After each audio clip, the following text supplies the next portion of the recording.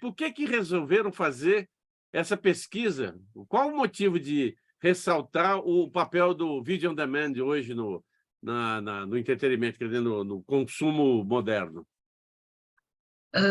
Bom, então, o que a gente vê, a gente vê que o conteúdo de vídeo on demand está crescendo assim, a largos passos, né? Recentemente, as pessoas estão procurando bastante, acho que principalmente pelo fato de que as pessoas, cada um tem o seu horário, cada um tem o seu momento de estar em casa, então aquela ideia de ter aquele conteúdo passando exatamente sempre no mesmo horário pode ficar um pouco complicado para as pessoas acompanharem. Então, as pessoas gostam de ir atrás do conteúdo que querem assistir, na hora que querem assistir, se quiserem maratonar, elas maratonam, se elas quiserem dar pause, sair de casa, voltar para casa, continuar assistindo, elas conseguem, então dá muita autonomia e e é um conteúdo que, assim, quando a gente fala de grandes metrópoles, né, das capitais, as pessoas já têm muito conhecimento do que é esse vídeo on demand, né? E quando não sabem, a gente é só falar, estilo Netflix, né? É o tipo de conteúdo que está muito no streaming hoje em dia, né? O streaming vem muito com essa ideia do VOD. Mas isso é algo que muito, quando a gente vê em capitais, em grandes regiões metropolitanas, as pessoas têm esse conhecimento. E a MultiTV, grande parte dos nossos clientes, a ideia da MultiTV é exatamente levar conteúdo de TV, conteúdo de boa qualidade para todo o Brasil, principalmente para aquelas regiões que não conseguem ter um sinal de uma outra operadora, né? Então, é um lugar que tem provedores locais de internet, muitas vezes provedores pequenos, e o que a gente faz é vender esse pacote para esses provedores pequenos. Uhum.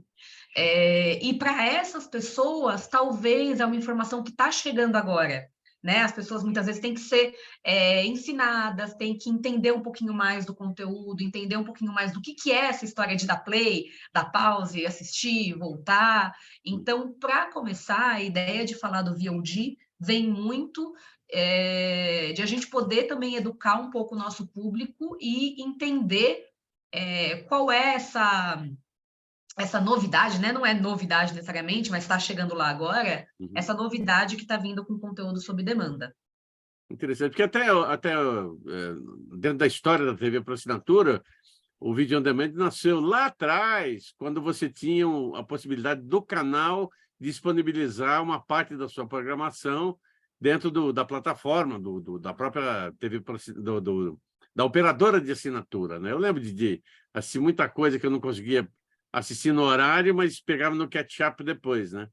Mas com Isso. o streaming a coisa mudou, né? E o exemplo disso, eu sempre lembro desse negócio. Eu fui uma vez para Londres e as pessoas estavam muito ligadas naquele negócio de ficar escutando música através de dispositivos, celulares, etc, etc. Mudou, porque hoje você entra no metrô, entra no transporte público de modo geral, o pessoal está vendo coisas, né? E eu acho que quando você tem a possibilidade de assistir na hora que você quer, né? Fica muito mais interessante, né? E dentro da pesquisa, tem alguma coisa focalizada no mercado de consumo brasileiro já? Eu vou até pedir um pouquinho de ajuda nessa parte para o Vinícius, que cuidou um pouco mais de colocar os dados da pesquisa. Vinícius, você tem alguma informação disso um pouco mais detalhada? Do mercado brasileiro, É. essa pesquisa mesmo da Mordor Inteligência, ela pega o mercado da América Latina completo, né? Ah, Tem até os dados globais também, e esse foco na América Latina. No mercado brasileiro em si, não tem na pesquisa. não, faz sentido, porque o mercado latino-americano e o brasileiro é uma amálgama só, né? Isso. Hum. Ele dá até alguns dados, né? O mercado que mais está crescendo agora é o asiático. E logo em seguida vem o americano e a América Latina. Muito interessante. Carol, você tem uma coisa interessante aqui que você diz. Nós trabalhamos e oferecemos streaming para o USP, né, os provedores de internet, né? Como é que o consumidor está vendo essa facilidade de encontrar esse tipo de conteúdo? Eles estão hoje, né? A gente está sentindo, como a gente está na primeira etapa, a gente está sentindo muito dos provedores. Hum. que são aqueles que estão contratando da gente, né? A gente ainda está passando por uma segunda etapa, que vai ser a dos assinantes finais reportarem como que está sendo a experiência. Mas a nossa ideia até é cada vez mais ir melhorando o nosso catálogo, mas a ideia do que a gente queria fazer com o nosso VOD é a gente vê muita gente que quer esse conteúdo, mas se a gente for parar para pensar, nenhum desses conteúdos de streaming sai por um custo muito baixo. Né? A gente vê aí que hoje em dia, ainda mais com os valores que vão aumentando, hoje em dia está por volta de R$50, R$40, 60, ter um serviço de streaming. E o que a gente queria era conseguir colocar um catálogo. É um catálogo, por enquanto, ainda é um catálogo um pouco mais resumido, não é de conteúdos que acabaram de lançar no mercado, é um conteúdo um pouquinho mais antigo, mas a nossa ideia é, exatamente porque a gente está indo atrás dessa população, às vezes, C e D, né, em regiões interioranas do Brasil, a gente queria ter a possibilidade de entregar um conteúdo que pode ser vendido a um preço bem simbólico. Né? Até para eles terem esse início do contato com o VOD, e o que a gente vê? Muitas vezes as pessoas um pouco mais, ou às vezes mais jovens na residência, ou o pessoal um pouco mais engajado em tecnologia, já sabe utilizar muito o conteúdo de VOD, já sabe quais são as vantagens, por que vale a pena ter, por que vale a pena assistir o conteúdo. Então, a gente vê que essa parte da população está muito engajada em assistir conteúdos em VOD. Porém, tem uma outra parte da população, eu acho até que talvez você vá chegar nessa parte na entrevista também, que tem uma outra parte da população que ainda não se vê dentro desse universo de VOD. É por isso que a gente quer vender 2 tipos de produtos, né? Tanto o VOD quanto manter a venda do linear também. Interessante. Uma coisa desse mercado, que ele é muito energético, né? Está acontecendo um negócio, depois acontece outro, mas no final do dia, o que vale mesmo é saber que tipo de conteúdo o cara pode optar, né? Pelo que a gente vê aí das 200 opções. E você tocou num ponto importante, que é a questão do custo.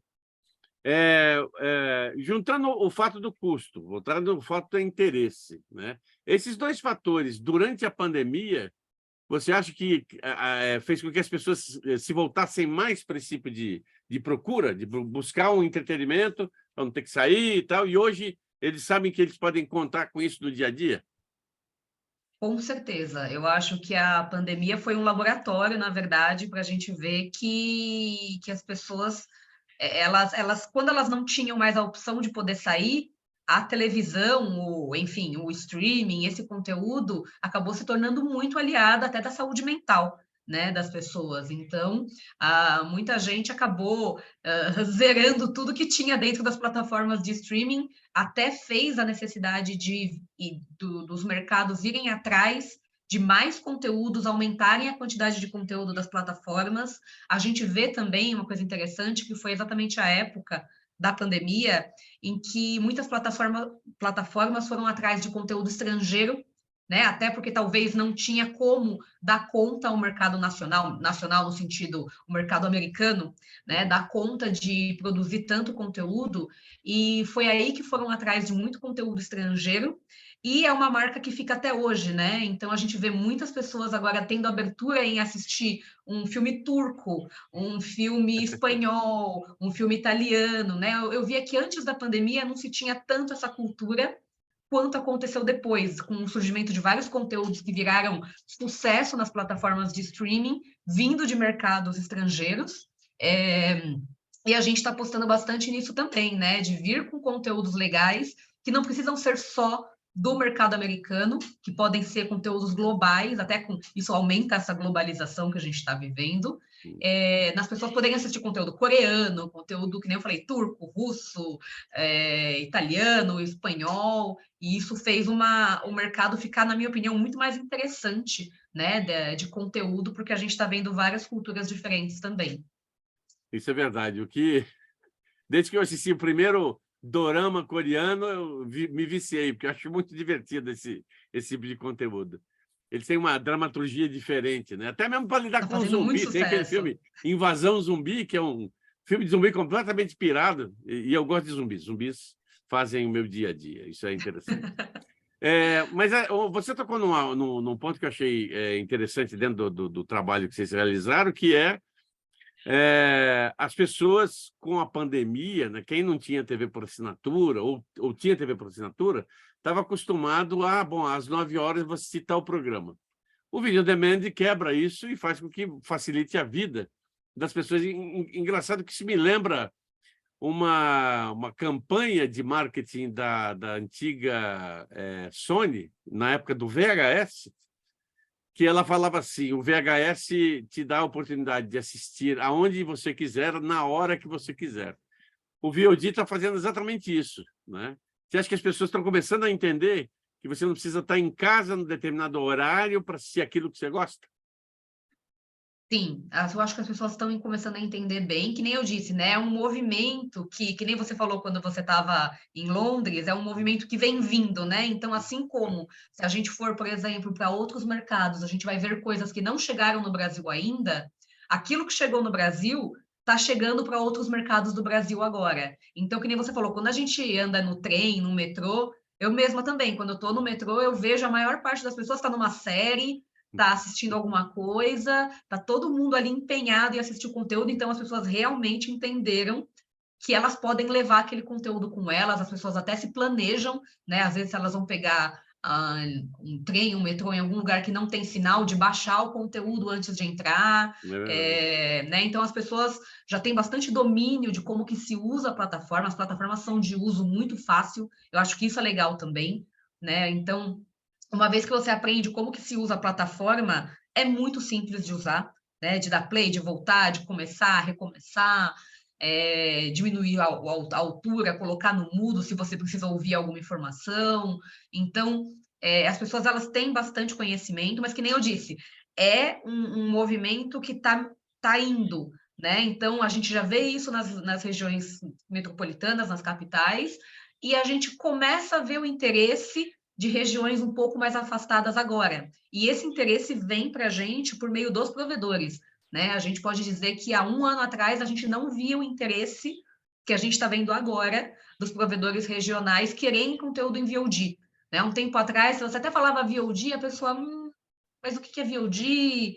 Vídeo sob demanda, mas o que é vídeo sob demanda? Aí você tinha que explicar, e muitas vezes a pessoa não se interessava, isso há alguns anos atrás, e a gente viu que os próprios donos desses provedores de internet agora já estão vindo, a primeira coisa que perguntar vai ter conteúdo em VOD? Né? Então, a mudança que a gente vê que para a gente veio há uns 2 anos atrás, na pandemia, de utilizar essas plataformas, agora está chegando em outras regiões do Brasil também. Então, você quer dizer que, afinal de contas, o VOD é o futuro do entretenimento audiovisual?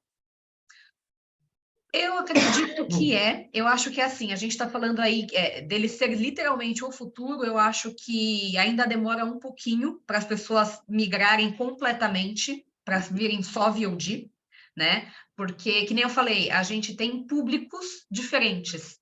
Então, quando a gente fala, quando a gente fala de futuro, a gente fala da nossa geração, daqui 20 anos, vai realmente migrar tudo para o conteúdo sob demanda, a pessoa poder assistir na hora que ela quiser.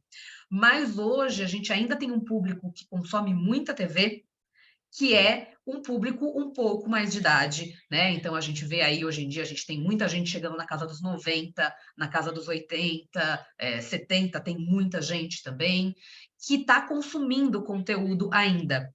Algumas dessas pessoas entendem, né? O pessoal que é um pouco mais moderno, um pouco mais entendido, já entende como utilizar novas tecnologias, mas a gente tem um público muito grande que ainda é apegado a tecnologias antigas.